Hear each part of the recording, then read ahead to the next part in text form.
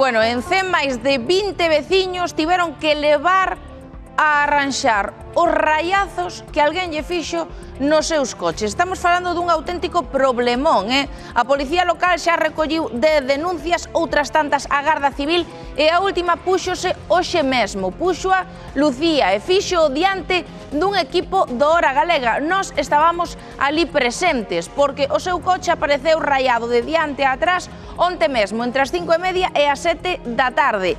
Inda era de día, Moito ollo, porque a persoa ou persoas que o fan atacan sobre todo a coches de alta gama e que están aparcados na rúa. Pero isto que está pasando agora mesmo xa comezou no pasado mes de xuño, E Carlos, por exemplo, xa é víctima, pero por partida doble. A veciñanza está desesperada, necesita solucións, teñen ata medo de aparcar os seus coches na rúa e piden axuda no Ti Denuncias de hoxe.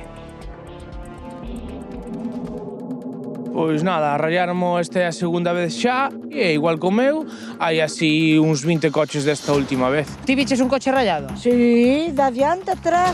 Pero cando foi? O domingo. Sí. E ayer outro.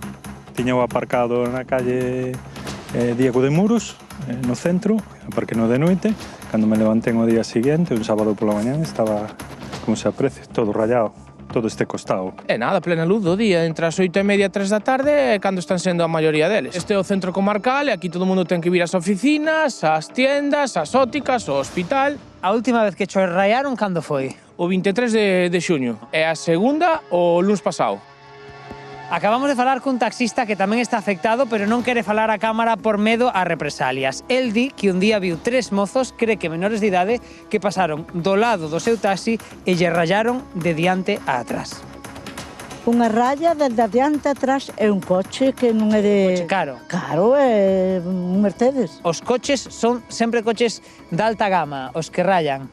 Sí, son cochiños novos ou recién pintados, de certo valor. Ti puxeches denuncia. As dúas veces. Teño xa unha na Garda Civil e outra na Policía Local. Chegaches a denunciar? Sí, está denunciado diante da Policía Local. Que tal, bos días? Ti viñeches tamén denunciar o tema dun coche rayado? Sí, eu onte pois salín de traballar e a miña sorpresa foi que cando vou para o coche sobre as 7 da tarde teño o coche totalmente rayado. Nós temos constancia prácticamente de 9, 10 denuncias. Teñen unha predicción polos coches de alta gama. Ti tes un coche de alta gama, un coche novo? Teño un coche novo, compreino na primeira semana de setembro. A chica que traballa comigo, pois tamén a semana pasada estuvo andando co coche de seu pai e tamén lle rayaron diante da porta. Sabes que coche ten ela? Un BMW X5. Non novo, a ver, non é novo de todo, pero sí, é BMW X5 que está moi ben cuidado. Temos aí varias persoas que sí que están baixo sospeita, pero bueno, aí hai que confirmalo e non é fácil tampouco porque hai collelos tamén nas mans.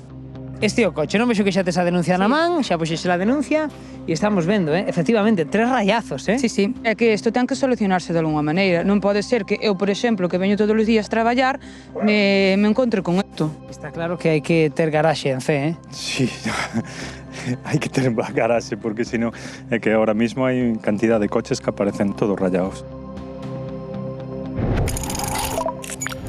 Coches coas ventanillas totalmente reventadas. Así están aparecendo os vehículos que dormen na rúa nos barrios da Ponte e do 21 en Ourense.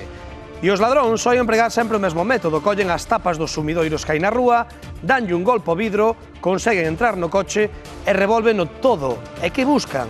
Pois normalmente algunha pequena moeda que hai dentro e pouco máis. Pero vai a desfeita e, sobre todo, dor de cabeza que lles causan aos donos dos vehículos. A veciñanza pide máis presenza policial. De feito, din que non só os coches son o branco dos ladróns, os negocios deses dous barrios, aseguran, tamén están rexistrando roubos. Aquí diante da tienda